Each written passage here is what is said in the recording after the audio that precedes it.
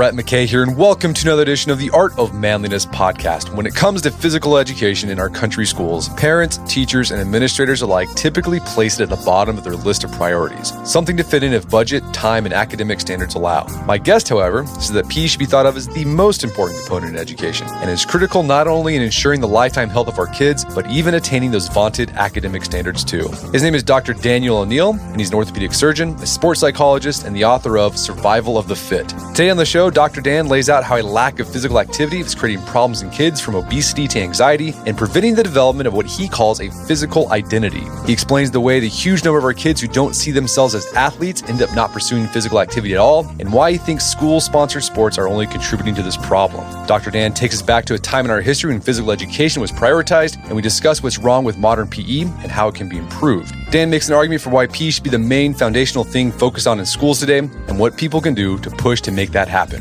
After the show's over, check out our show notes at aom.is/PE.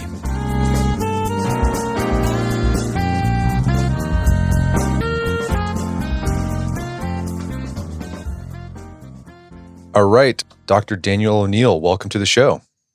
Thank you so much, Brett. My pleasure. So you are an orthopedic surgeon, but you've become a big advocate for rebranding and revamping the way American kids experience physical education in schools. How did you get involved with reforming PE? Yeah, that's a good question, because my day job was an orthopedic surgeon. And after about 10 or so years, I thought I was missing a big component. I was working with some pretty high-level athletes in those days.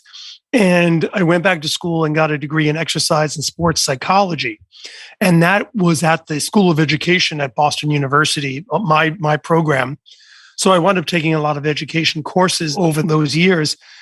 But the real thing was, and this is not news to anybody, is that in my 40 years of medicine, I have seen kids get fatter and sadder and more out of shape and more unable to play and more unable to move. And it's just been visual. It's not even, you have to do a study and break down the data. You can just see it anywhere, anytime. And I thought we needed to do something about it. Well, I think everyone's seen that. And I guess, everyone's heard about there's been an increase in the number of children these days with what we call the diseases of civilization. Things like diabetes, like stuff that you're not supposed to get until maybe your 40s or 50s. You're seeing kids as young as 10 get it. Yeah, it's unbelievable. And what I talk about, the analogy I make, is that when I was a kid, we were stealing our parents' cigarettes, and they were afraid if we got addicted to those cigarettes, we would become emphysemic and have lung cancer and such when we're in our 60s and 70s. These children, our children today, are sick now. They're not waiting until they're adults to get diseases. Like you say, they have diabetes and high blood pressure and anxiety and depression, all these Western diseases of civilization, but really adult diseases, and they shouldn't be having them as children. Well, nutrition plays a role in that. You write a bit about that, but your focus is on the physical activity component. Do we know what the state of childhood physical activity in America is today? Yeah, it's zero. it's the limit of X approach is zero. You're absolutely right. In the book, I didn't want to go down the diet road too much, just because there's so much been written on that, and there's so much, not controversy, but just so much that we know and that we know is not happening. And there are a lot of really smart people that are working on that. But what I feel like hasn't been addressed is that physical activity component. And the kids today are just not doing anything. They're not moving. They're not playing. The ones that do organized sports quit by the age of 15. And they're getting those diseases that you mentioned. So unless we do something when they're young, when they still have what I call a physical identity, we're going to have another generation that has a shorter lifespan than the last generation. Yeah, I want to talk more about this physical identity idea in a bit, because I thought it was really powerful.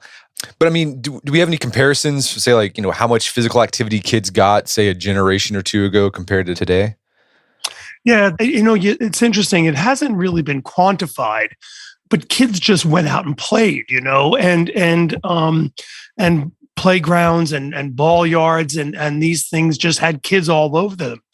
But we don't know the real breakdown of activity versus the ultra processed foods that we're dealing with versus the genetic components, because it's to the point now where there is a genetic component to some of their obesity because the parents are giving these kids a bad start in life in utero because of the foods that they're consuming, the mothers are consuming. So it really is complicated. But I don't know of a study that has literally looked at activity when I was a kid 50 years ago versus today. But I think we have numbers. You talk about them in the book. Like, we have some rough idea on the amount of time kids are spending on screens, and that's just been increasing. I think I've seen numbers. It's like up to like 7 hours a day on screens, which is crazy. Because, if you have your like 6 hours at school and you sleep for 8 hours, like the rest of the time you're just on a screen. Yeah, it's absolutely amazing. And like you say, whatever number you mentioned is probably bigger now. It's getting bigger by the day, just like obesity is getting bigger by the day. And I use the word very specifically, addicted. These children are addicted to the two-dimensional entertainment. They're addicted to their screens. They're addicted to Call of Duty. They're addicted to their iPhones. They're addicted to Snapchat.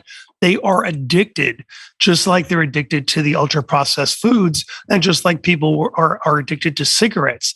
It's a very similar physiologic response for sure. So we've mentioned the lack of movement has resulted in an increase in obesity, metabolic conditions like diabetes. But then I also like how you emphasize the lack of physical activity can also help explain partly why we've seen an increase in childhood anxiety and depression in the past 2 decades. Oh, absolutely. And we have all the data on this. That's the thing. There's no secrets here. I was talking about setting up a study, and I was talking to a public health guy from Colombia, and I'm on the phone with him, and I almost felt him reach through the phone and grab my neck and scream, "We don't need any more studies. We have the studies. This is not a tobacco issue where the tobacco companies were able to obfuscate a lot of the data and such. There's no question with what is going on now. We see it time after time, study after study. You cannot open the paper, essentially. If you open the USA Today, it says if you had done this one study group of like 6,000 or something people, I forget, if they had done 10 minutes of exercise more, it would have increased their lifespan by this much. I mean, it's just remarkable how little exercise we need to make these health changes.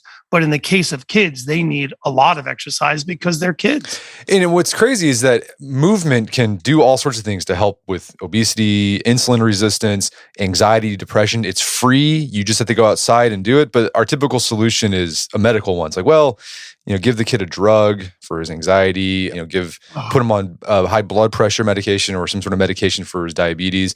And it's like, wait a minute, we got this thing that's free. Like, why aren't we using that? Oh, Brett, if I knew.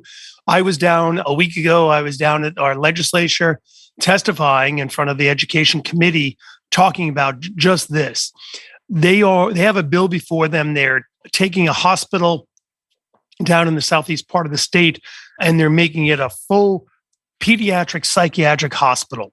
And that's to the tune of millions and millions and millions and millions of dollars, rather than sitting there and saying, hold it. Why do we have all these kids with anxiety and depression and all these other problems? Why don't we do something about that? And as you point out, oh yeah, we have this thing called Mother Nature, and she could help us with this. And if we just gave these children physical education every day for every child, it is going to solve so many issues. And just to pick up on your point, we have our big brains to run these fancy bodies that we have. In other words, it's not the the mind-body connection. It's the body-mind connection. The body is what drives this. If your body is not working, your brain is not going to be working. So one of your most, I think, really powerful and strong arguments you make in the book is that by kids moving less in childhood, it's causing them to not develop what you call a physical identity. What do you mean by physical identity? And then, like, what happens when a kid doesn't develop a physical identity in childhood?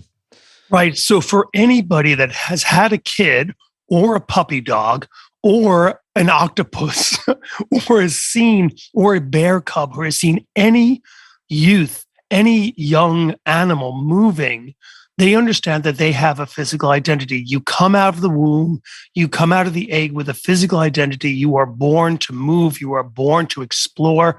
You were born to go out in the snow and roll around and make snow angels. That's what children do. What we have to do is allow them to keep doing that.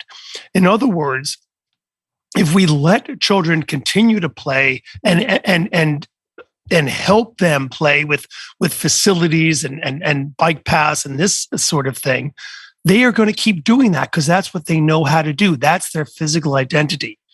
So every child has a physical identity. There's no 2-year-old who walks slowly through the airport. Every 2-year-old is jumping and skipping and running. That's what they do. If we allow them to keep that, things are going to be just fine. And if we allow them to have physical education every day, they're going to keep playing. And with a little bit of instruction, they can learn some body movement skills. They can learn how to squat. They can learn how to swing a racket, this kind of stuff. But the most important thing is to let them play. And believe it or not, the kids are making that distinction around the age of 7. So in other words, if we don't let them keep their physical identity after the age of 7, that's when the kids start heading to the couch and bad things happen there. What you point out in the book is that some kids will take up a sport and they'll keep with that. But then there's some kids who don't take up a sport for whatever reason. Maybe, it's just not their thing. The problem is they think in their head, well, I guess physical activity in general isn't for me. So they kind of give up on the idea of being physically active altogether, and they'll even carry that with them into adulthood. So what you're talking about is that athletic identity. And about 25% or 20% of our kids will have that, and they're fine. We don't care about them. They're going to do great. They're going to be healthy. They're going to be active. They're going to play sports. They're going to go skiing and do all the other things. But it's that other 75 or 80% when they get to that fork in the road that then they can identify, and I don't like this phrase, but they identify as non-athletes. And you see that traditionally, on the ball field or on the hockey rink or wherever, where, this kid is not so good at that. They don't have much of a proclivity for that. And so then the kid starts getting that message. And the difference is in 2022 is that they can go to the couch and then they can do something that is really cool. And that's these crazy video games and such. Whereas, back in the day when a kid wasn't good at throwing a football or good at ballet, then she would still ride her bike and she would still play with the other kids. But now the kids have that option, and that option is cool and, as we've said, incredibly addictive. Because that's an important distinction. So you can identify yourself as an athlete, and that's if you play some sort of sport, whether it's football, soccer, basketball, wrestling, whatever, or a non-athlete. And what typically happens, you're making the case, is that when kids have that, the only identity they can have about being physical is athlete, non-athlete. If they identify as non-athlete because they just didn't take to a sport, then they have a tendency just to not move their body at all in any way. So they don't have a physical identity. Right. In 2022, they lose their physical identity. They lose that inborn physical identity. And when we ignore this big cohort of children at that age and we let them, head for the couch, what a horrible thing that is to do and to allow to happen. And that's why with physical education, if we keep these kids moving, they at least have that fitness to start doing these sports. at any age, or to start doing the fun things, whether it's ballroom dancing or tennis or whatever it might be as they get older. But what's happening is children are graduating from high school with zero fitness, and so they're never going to pick up that tennis racket, or they're never going to start doing skiing or whatever that they might do as an adult, because they just don't have any fitness. Well, this is a nice segue to some of your critiques on how America does physical education or helping kids develop a physical identity. And you make this really compelling, intriguing argument that the development of school sports in America has unintentionally caused more kids to not develop a physical identity. Can you walk us through that argument? Because I think it's really interesting.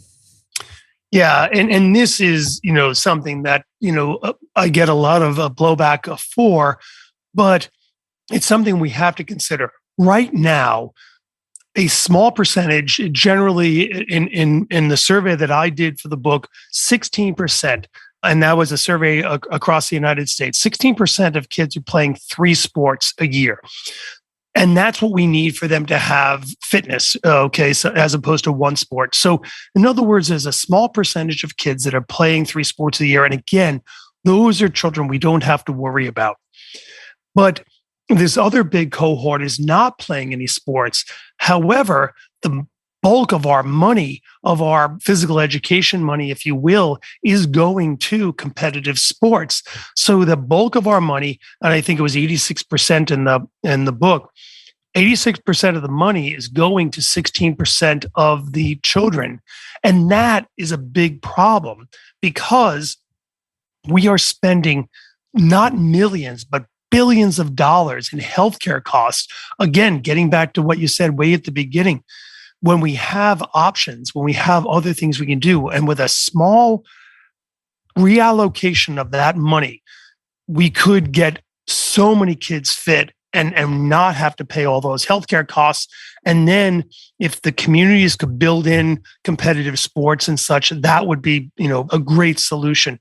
But right now we've got to stop conflating education and school education with sports, because it's a system that's just not working. Right. And so the argument you make is whenever sports in a school is presented as the primary way you're going to get physical activity at school, again, you have that problem of the athlete, non-athlete dichotomy.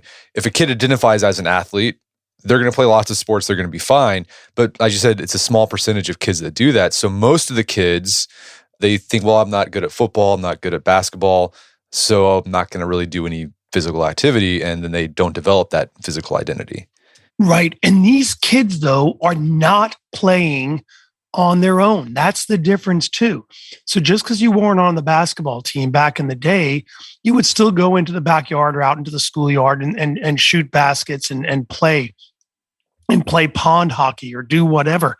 But now the other thing I talk about in the book is that children do not know how to play on their own. And as a result, unless there is an adult there blowing a whistle, they don't do anything. And so they don't do pickup games. And so again, it is a perfect scenario. It could not have been set up better for the folks in Silicon Valley, because now they've got these kids. They've got this 80% of our children, and they put the screws into them and they get them addicted. And that is the end of the game. And that's what's gone on with this generation of children. And I think an interesting point you make, and I don't think a lot of Americans realize this, is that the idea of sports being connected to school, that's pretty much a uniquely American thing. In other countries, schools don't have sports programs. Right. And that's why it has to be, in my mind, a community concept, which is, as you point out, in most countries. What happened with us is in the early 1900s, when we have that huge wave of immigration, the idea of organized sports was useful for that immigrant community. It was useful for them to learn to take orders, as in the military. It was useful for them for socialization. It was useful to get them off the streets. So it worked out very well. But unfortunately, we've taken that system that was built for a very specific time in this country.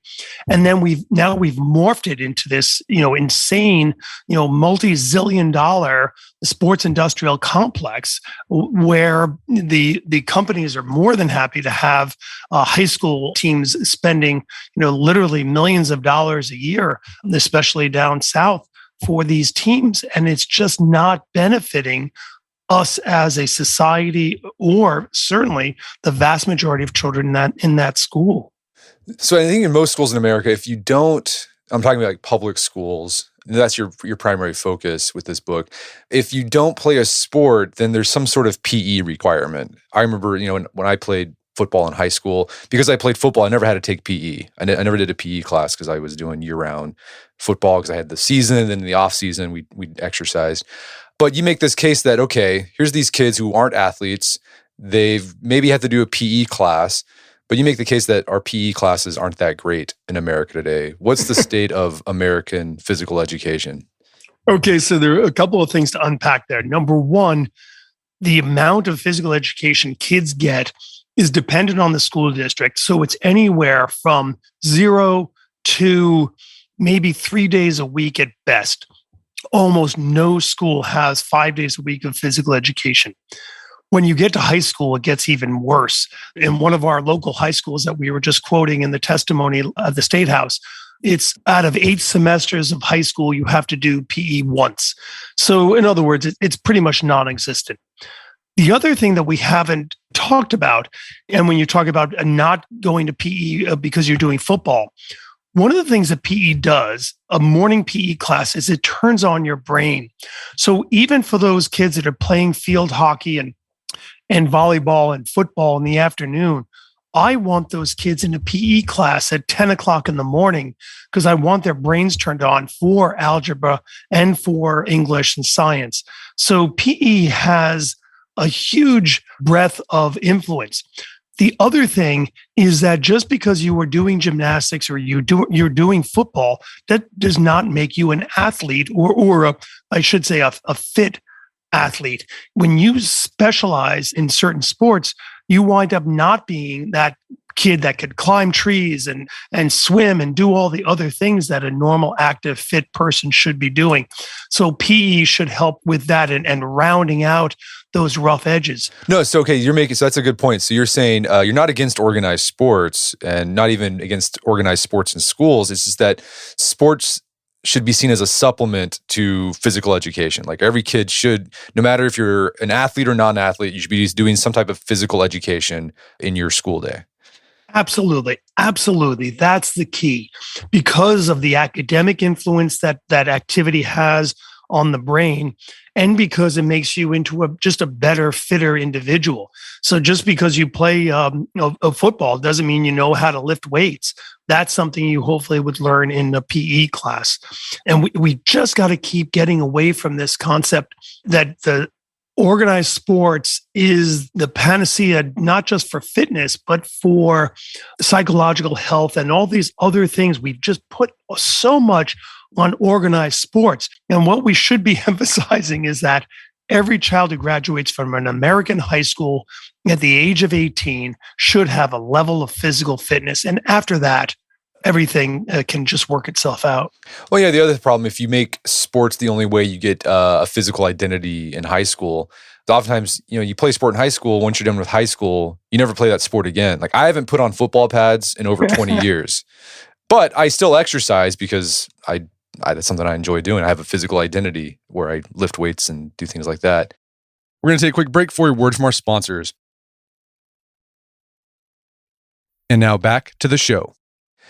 So let's talk about this, like the decrease in PE. What's interesting, we've been seeing some states, some districts where they don't even have a PE requirement. But you highlight in the book, you kind of do a history of physical education in America, where there's been periods of time where physical education was seen as a priority in a child's overall education. Any moments in history where that it was really a priority? And then like what caused the decline? Like why don't we do as much physical education today? Yeah, I love this. One of my favorite things to quote is in 1866, that's 1866, California, ahead of the curve, California said that every child going to school had to have 2 exercise periods a day.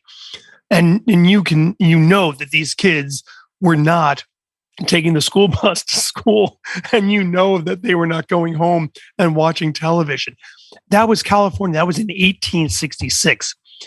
But then the one that most of us remember was the President's Council for Physical Fitness. And what happened was President Eisenhower, who, as we all know, was the great general in World War II, looked around as president in the late 50s and he says, boy, we've been out of Korea now just for a few years. We've been out of World War II for a decade. Our boys are getting unfit. They're not doing enough. We have factories now. Television was just invented and was becoming a bigger and bigger thing. Fewer farmers, more people were living in the city. And Ike said, we've got to do something about this. So he established the President's Council of Physical Fitness. And then the one that people remember is Jack Kennedy took that and really ran with it. The problem is that the federal government does not have a huge influence on physical activity. It's really just a bully pulpit.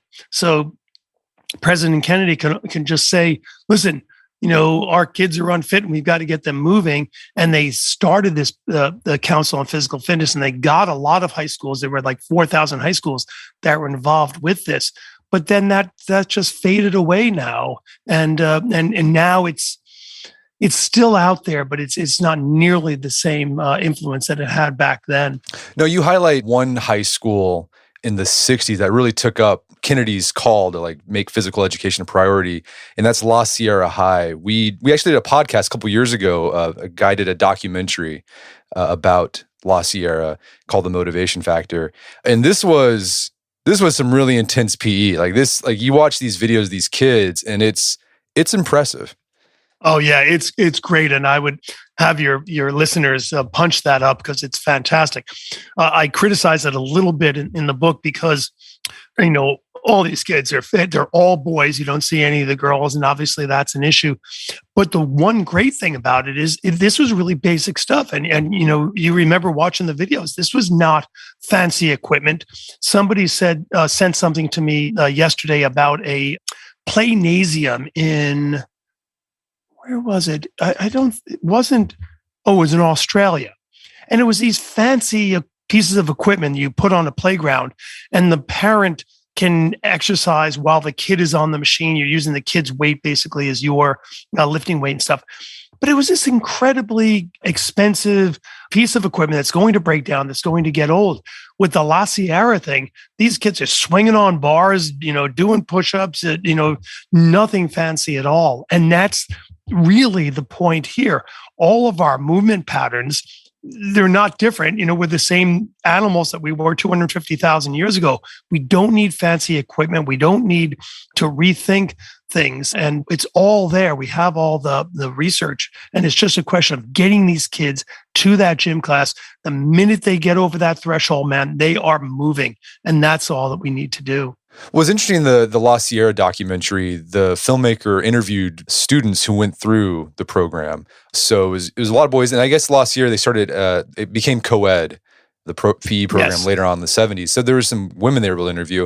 And it was interesting, all of them talked about that helped them develop, they didn't say these words, but it said it helped them develop a physical identity.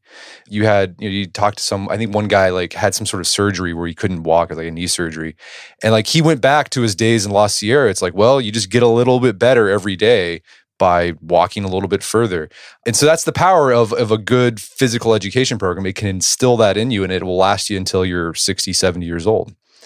Absolutely. And what we have today is this Naperville, Illinois. If anybody from Naperville High School, give me a shout and let me know how your experience was. But I talk about that in the book. And we have examples of this.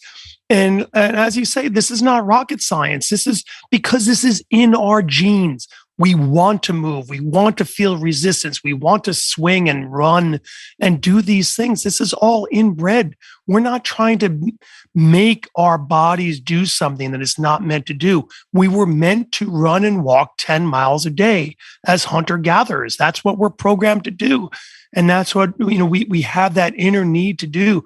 We have this primitive part of our brain and we have to use it on a daily basis for things to go well. So besides spending less time, making kids spend less time in physical education, the other problem with PE is like when they do go, the classes aren't that great. I remember this is 20 years ago, sometimes you'd walk through a PE class and you see it going on, and like half the kids were just sitting on the bleachers and then the other kids were like playing basketball.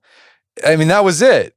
So like when you can you describe like what is that indicative of like what a typical PE class in America looks like? It's just half the kids participating, half the kids not. Yeah, it's exactly that. And it's the kids with the physical identities, they're out there participating, and the kids that are not, that are on their cell phones. One of the PE teachers we interviewed for the book, she said she's gotten to the point where she has to look under kids' hats if they're wearing a wool beanie or something, because they have earphones in and they're talking to their friends in PE class, their friends probably somewhere else in the school. It's absolutely incredible what the kids without a physical identity will do to get out of activity. And that's why in the book, we delineate, we give you a month of PE classes, and we delineate exactly what these kids can be doing for that 30 or 45 minutes that you have them. And that's getting them moving, because that's what's going to give us not only the health benefits, but again, the academic benefits. If you don't get that heart rate up, every kid, then you're not going to get any of the benefits from it. So yeah, the PE teachers, that old PE teacher has to move out of the way. If that's the way you're running your class, if half of your kids are just sitting around, you've better rethink what's going on, because these kids are not getting a physical education. They're getting addicted. Well, and one of the arguments you make in terms of we need to do to revamp physical education is you actually have to have some standards. Like you actually have to hold these kids accountable. And you make this interesting arguments. Like if a kid's not doing well in math, well, the teacher's going to sit down with them and say, hey, what can we do to help you with your math? But when it comes to physical education, if a kid doesn't participate, for some reason, like we feel like we can't force a kid to do PE. It's like, well, they don't see themselves as an athlete. We don't want to embarrass themselves. But you're making this case like, no, we have to hold these kids accountable and actually have some standards that we're trying to help them shoot for when it comes to their physical education. Brett, physical education is the most important class your child is going to in school. What our schools almost have to become now is physical education first, second, and third. That's got to be the main focus, because the kids are not fit enough to learn science and math. And guess what? You can learn a lot of science and math on the internet. And nobody else has said this, and I'm sure I'm going to be hassled for this, but what the kids are not getting at home, and they're not getting on the weekends and in the summer, unless they have motivated parents, they're not getting any physical education. So our schools should become, for 180 days a year, the main thing we're teaching, unquote, our kids is PE. In other words, the main thing we're doing with our kids is getting them moving. That is the absolute best thing we can do for their education and for their health and for their adulthood than anything else. Because guess what? You can learn, you can pick up that extra math time or that extra English time on the computer on your own time. But unless you have the health to learn these things, it's just not going to happen. My main mantra is there's no STEM without fitness. Right. We've had guests on the podcast talking about the cognitive benefits of fitness, particularly in children. In schools that make play or physical activity priority, the kids typically do better. But what's interesting, a lot of public schools particularly have a lot of pressure to perform well in these standardized tests. So to prepare for the standardized test, they take away from PE or outdoor time or playtime, and the kids don't do better. And it's like, again, you're saying like, what are you doing? Like if you just made PE a priority, this could probably solve that problem of trying to help kids do better on these tests. Absolutely no question. Absolutely no question. What's the most important thing we can do to stave off Alzheimer's disease? And that's exercise. It's not crosswords or Sudoku, it's exercise. And the best way to get a STEM, get a smart, healthy kid is exercise. It's the same thing. And that's what we absolutely have to be emphasizing. And as you point out, when we took all the time away from PE, which was mainly where the time came from, for No Child Left Behind in 2002, nothing changed. Nothing really changed with our math and English scores because the kids are not fit enough to learn math and English. So what we have to do is make PE the priority. The physical education teacher is the first violin in the school. That's the person who's really running things, and that's the person who's going to make the difference. When I was doing my psychiatric rotation at the VA hospital, there was a psychologist, a psychiatrist, and a social worker. And the social worker was the guy who was in charge of getting the VA benefits and stuff for these vets. And he said to me, he says, I cure more patients than the psychologist and the psychiatrist. And they laughed and they nodded because he was right. In other words, that's what we have to be doing in the school. The PE teacher, and you alluded to it before, there's a lot of social issues, again, historic social issues with the PE in our schools, and a lot of kids hated it. And because they were getting their glasses knocked off, being hit by a volleyball, et cetera, et cetera. We've got to get rid of all that stuff, and we've got to make it fun again, because that's where the money is. All right. So in PE in America, most schools probably aren't doing it. They're not making their kids do it. If the kid is doing it, they're probably not doing anything in the class. It's like a blow-off class where you can get an easy A. Are there any school districts? You mentioned that one in Illinois that's doing a good job of PE. Like, what does their PE class look like? Well, the problem with them is they have a lot of money, and so if you, again, when you punch up the La Sierra films, punch up the Naperville, Illinois films, and they have pools and they have kayaks and they have, a beautiful track and they have all this cool stuff. And that does make it easier. And, if we can talk about that unpleasant topic of money, I'm not a technology guy. I'm like you. I'm a Mother Nature guy. I just want to go out and play and hike and get out in the woods. But it is 2022, and kids do like technology.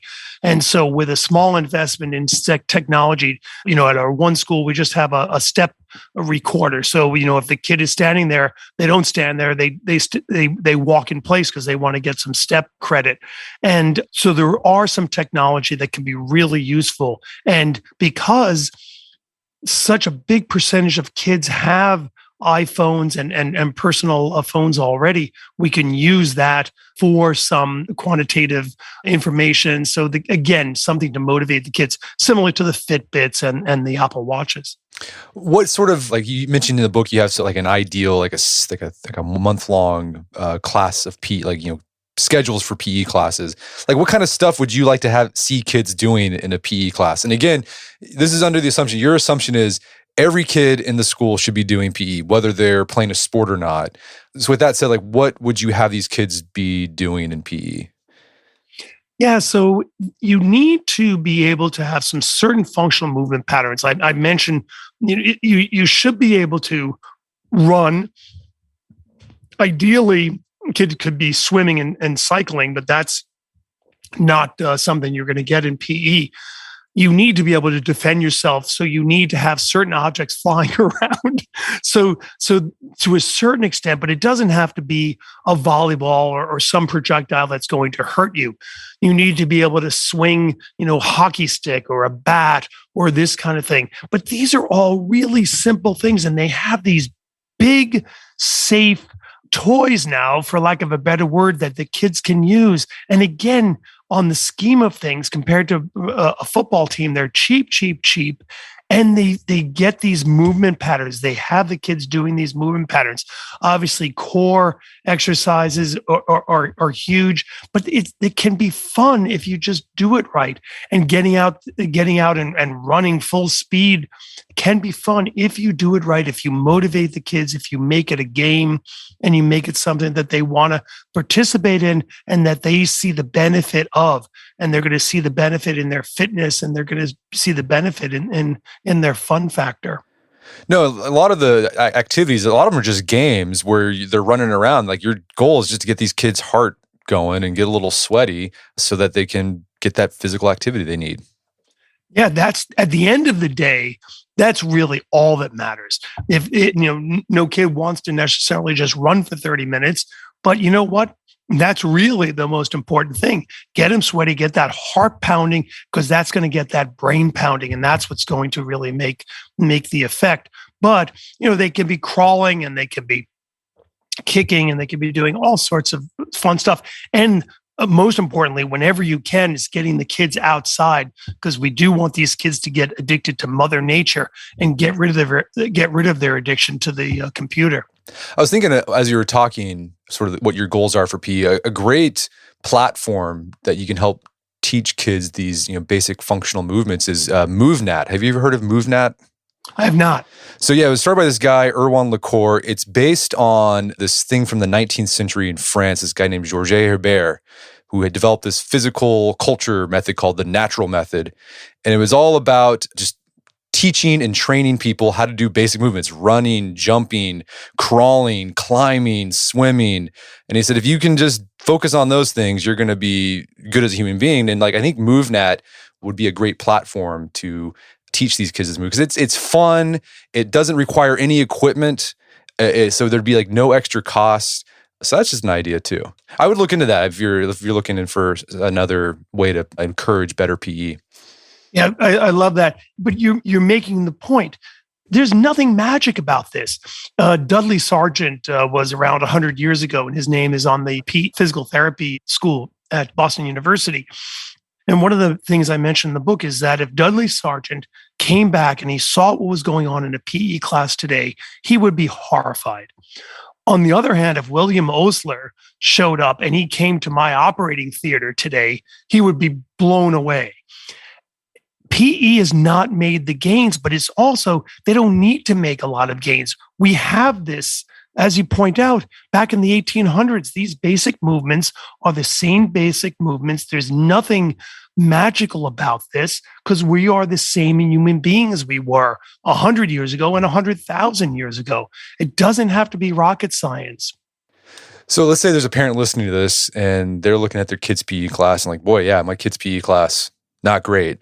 Any advice to get administrators on board with revamping PE? Because it just seems like PE is one of those things that school districts and school boards kind of give the short shrift to. Absolutely. And I interview on my website, the survivalofthefit.net, I interview a principal, elementary school principal, and she says that. She says, we get to these meetings, principal meetings, and PE is at the end of the schedule, if at all.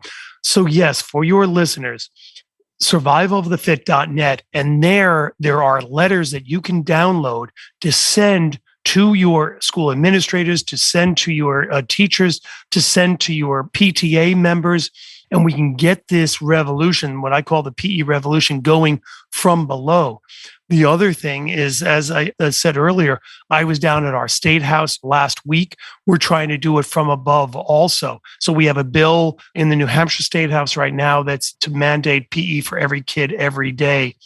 And if we can do this pincer mechanism from both sides, if we can get the grassroots going and we can get things going in state legislatures, that's when we're going to make the real progress. And I think it's an easy sell. At least the way you describe in the book, you can just go to your administrator or a school board and say, look, I got something that won't cost that much more extra money or not even any extra money. And it can help with behavior problems in classroom. It can potentially help with test scores. So what do you think? And they're like, oh yeah, I would totally, yeah, let's do that. And it's like, well, yeah, just get the kid moving. Let's have PE every day. Exactly. And it's amazing because it's exactly what you say. This is one of those topics where nobody disagrees with me. This is not a political topic. This is not a religious topic. This is so basic. And every American out there says, yeah, kids don't play. Kids aren't having as much fun as we had when we were kids. What's going on with all that? There's no controversy here.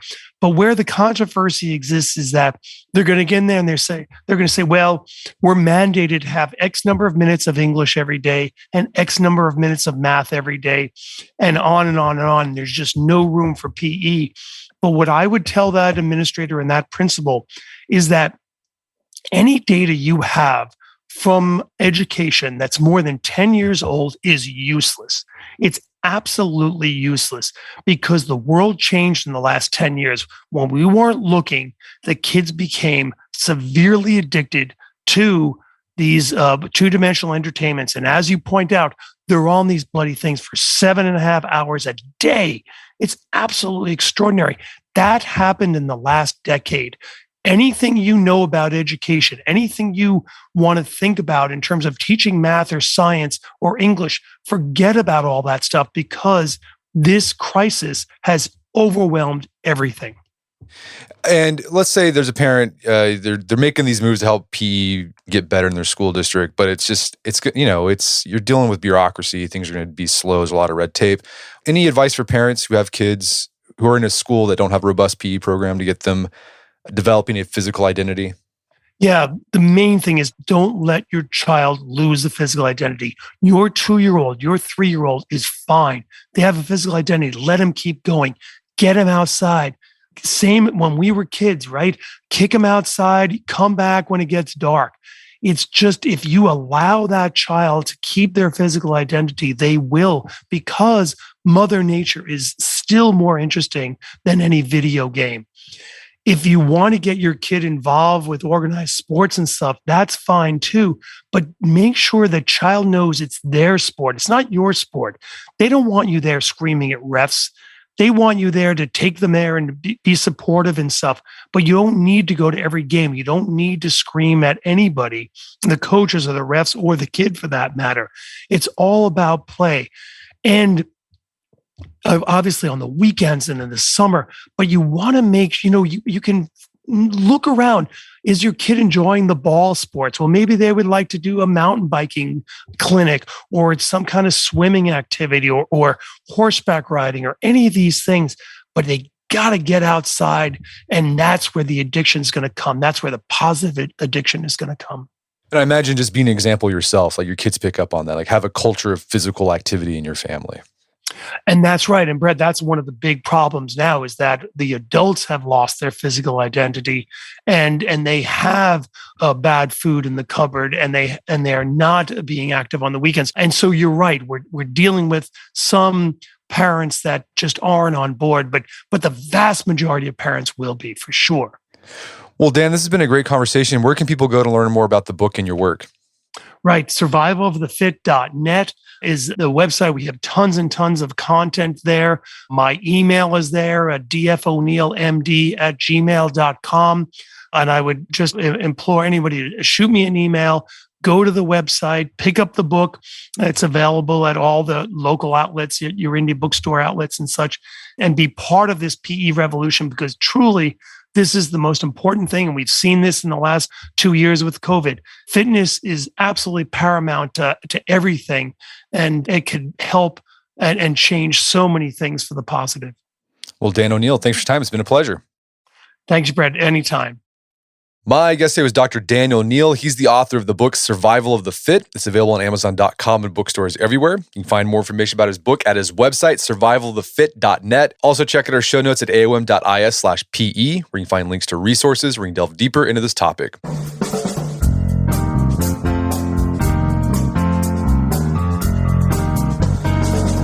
Well, that wraps up another edition of the AOM podcast. Make sure to check out our website at artofmanliness.com where you can find our podcast archives as well as thousands of articles that we've written over the years about pretty much anything you can think of. And if you'd like to enjoy ad-free episodes of the AOM podcast, you can do so on Stitcher Premium. Head over to stitcherpremium.com, sign up, use code manliness at checkout for a free month trial. Once you're signed up, download the Stitcher app on Android or iOS, and you can start enjoying ad-free episodes of the AOM podcast. And if you haven't done so already, I'd appreciate if you take 1 minute to give us a review on Apple Podcasts or Spotify. Helps out a lot. And if you've done that already, thank you. Please consider sharing the show with a friend or family member who you think would get something out of it. As always, thank you for the continued support. Until next time, it's Brett McKay. Remind you to listen to the AOM podcast, but put what you've heard into action.